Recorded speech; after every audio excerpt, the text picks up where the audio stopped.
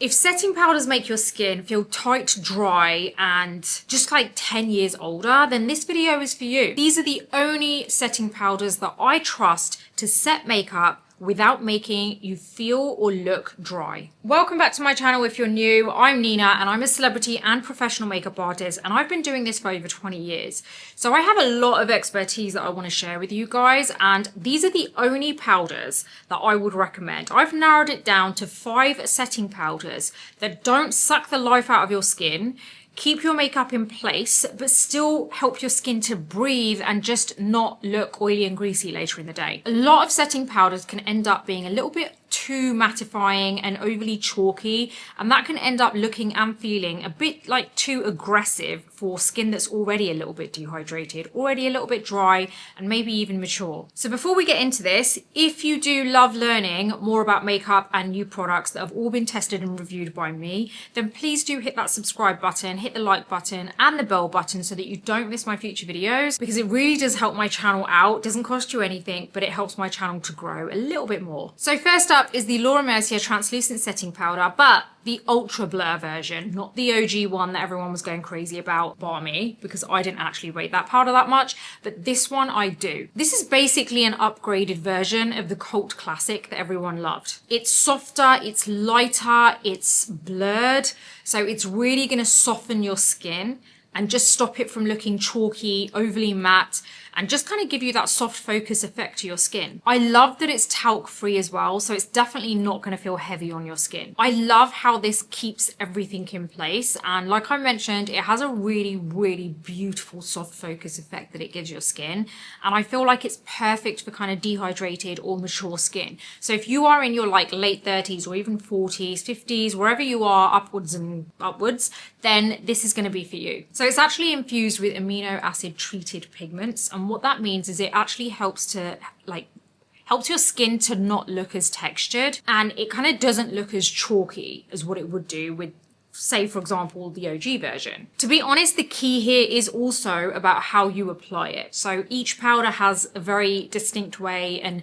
the best possible way to apply it so you can get the best out of that powder. I personally love using a medium kind of sized fluff brush with this and just kind of like dusting it over the areas. I specifically like this powder for textured skin as well, because I do feel like it really does blur out that whole area so that you don't see, you know, your face isn't enhancing any of that kind of texture that you already have. This powder doesn't settle into fine lines either, and I know that you've probably seen that I love pressing powder into the skin on top of foundation with a powder puff, but I also do use a large fluff brush occasionally when I don't want to kind of press it in with a powder puff. This is the powder that I would recommend pressing into the skin with a fluff brush. So use either the Hourglass Veil brush, that's quite a big size one, or you could use the Real Techniques setting brush, which is great for the under eye area. So if you really want to set the under eye area with this, use that brush because it's a perfect size for that area. I would generally say with any powder, if you have mature skin or excessively dry skin,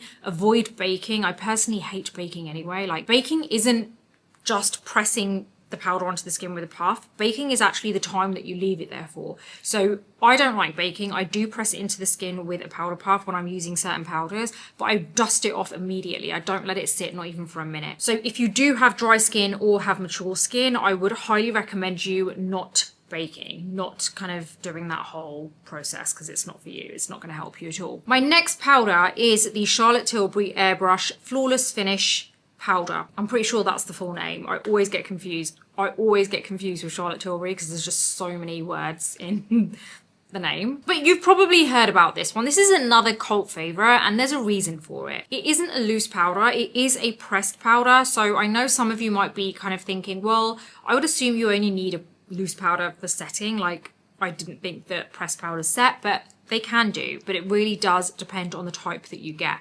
This one in particular is amazing if you already have dry skin or you struggle with kind of the setting powders looking too heavy and dry and cakey on your skin, then this is a great alternative. I would say this is one of the best powders for dry or mature skin, but also for touch-ups. So like if you're looking for something that you can set your makeup with and or use it for touch-ups throughout the day, this is for you, because it does give you that major result. Like, you will get really nice flawless skin with this. I wouldn't recommend applying this too much, so don't go too heavy-handed with it because it can end up looking or feeling a little bit cakey. You only need a small amount with this, and the nice thing is, there isn't really a lot of fallout with this. Like, my shade is medium in case you're wondering, but I personally like, you know, a little bit of brightness in the skin, especially on the under eyes. So it really depends on what you're looking for. You're looking for something that sets and doesn't give you that brightness, in which case go for something very close to your skin color. Or are you looking for something that does brighten the area up, help to brighten up dark circles? Then I'd go for something which is a tiny bit lighter than your skin tone. This powder doesn't cling to dry patches, which is another reason why I love it for dry or mature skin. So make sure that you do use a fluff brush with this. You don't want to use a puff with this. You just need a fluff brush. And I would again recommend the Real Technique setting brush for this. It works amazing like with it. My advice with this powder is when you are setting, especially if you struggle with keeping your makeup from like sliding off, but also you don't want it to look dry, is really use it very strategically. So apply it to the under eye areas here, but also apply it here, because then you get a really nice lift from the powder as well. So use a brush to press it into the skin. Whenever you are applying any type of powder to the skin, you want to make sure you press it into the skin, because you've got foundation on underneath and you don't want to disturb that. So if you start going back and forth and dragging your brush, you're just moving around everything underneath and disturbing the flawless finish that you've created. Next is my Hourglass Veil Translucent Setting Powder. Now this is a great one, but only if you use it in a very specific way. It's better when you dust it on, like you press it onto the skin with a large fluff brush. I would not recommend at all pressing this into the face with a powder puff. I've tried it, it doesn't work, trust me. It will look patchy that way. But it is so micro fine, and it does give that really nice flawless finish to your face if you use a fluff brush. I personally would recommend the Hourglass Veil brush with this. It works perfectly. It's ultra lightweight and contains light reflecting particles, so it's really good at giving you that kind of lit from within, like slightly brightening effect to your skin. It gives you that kind of luminosity, which again is very airy, which is another reason why I don't recommend using a puff to press it into the skin. It's great if you want to keep your glow in your skin. You know, sometimes when you have like, you've applied cream products or foundation and you've used cream blush, cream bronzer, and you've got a bit of glow on, and then you apply your setting powder because you want everything to stay in place, but it kind of like dims all the glow and flattens everything. This isn't going to do that. So this is amazing if you want to keep that glow, but you just want it to last longer. This is the one for you. Again, it has no talc in here, so it's great for sensitive skin too. Great if you deal with powders drying out your skin. It allows you to keep that dewy finish to your look, and it doesn't create like a heavy layer on top of your foundation, which I love. Next up is the Westman Atelier Vital Pressed Powder. It's probably one of the most skin loving powders I've come across, and it's really, really lightweight on the skin. It's got like skincare ingredients like squalane, I don't know if I say that right, but it's got vitamin C in there. It's got a couple of other things in there that really help to keep your skin hydrated, which I think is great considering it's a powder. It's not just a powder, it's like a veil that you apply over your skin. Kind of like a skincare veil, you know? So I think more brands should actually do this, infuse their powders with more skincare, because it is then the perfect powder to use with more kind of barely there makeup, because I think this is a great powder for that. It really keeps your skin balanced throughout the day. It stops it from feeling or looking dry, but at the same time it does improve the longevity of your foundation or whatever you have underneath. I'd recommend this one for lighter makeup application.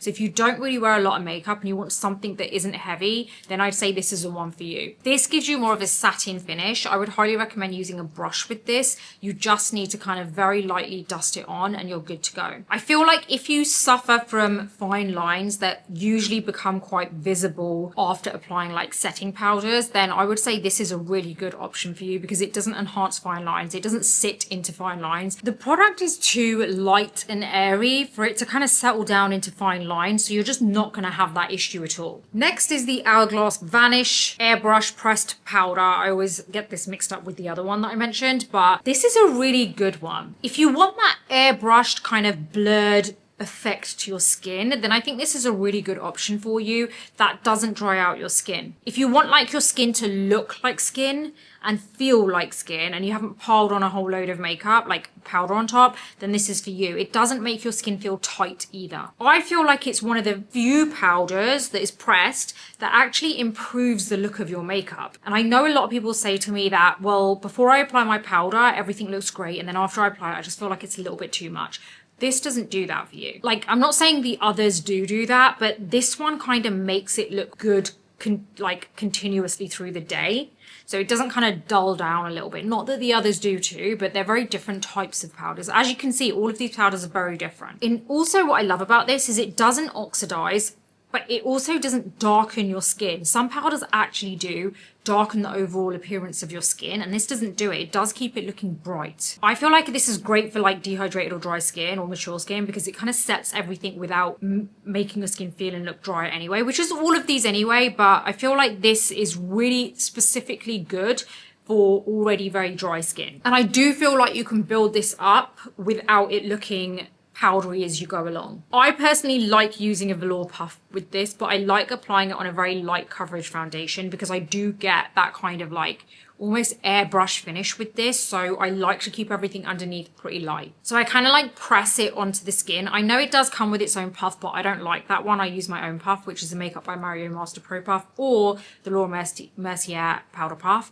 Those are my two favorite ones, and that's what I always use. So I personally prefer those, but you can use a puff that comes in this like in the container. If you have been nodding along with this video saying, yep, that's what it does to me. It makes me look tired, makes me look dull. I don't want my face to look overly cakey. Then please do hit that like button. And again, subscribe to this channel if you haven't already. It will really make a huge difference to the channel. And I would like truly appreciate it. And also, have you joined my online community called the Beauty Breakfast Club yet? It is growing so fast.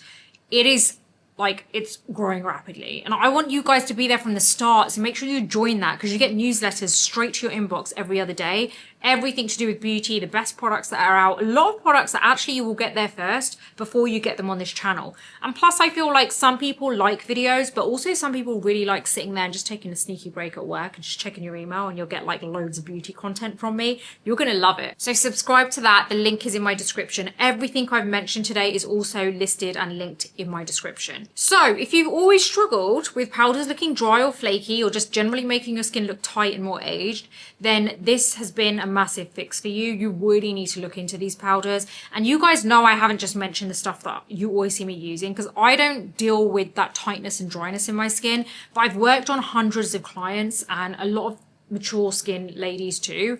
And these are the products that really sit well with them. So I have tried and tested them. So my personal one that I always use is the Huda Beauty Easy Bake, but I know that that can make people's skin feel tight. So I didn't mention that in this. So these are genuine products that really do work. I feel like no matter what you're after from a powder, there's one in this list for you. So I really hope you've enjoyed this video today, and I can't wait to see you on the next one.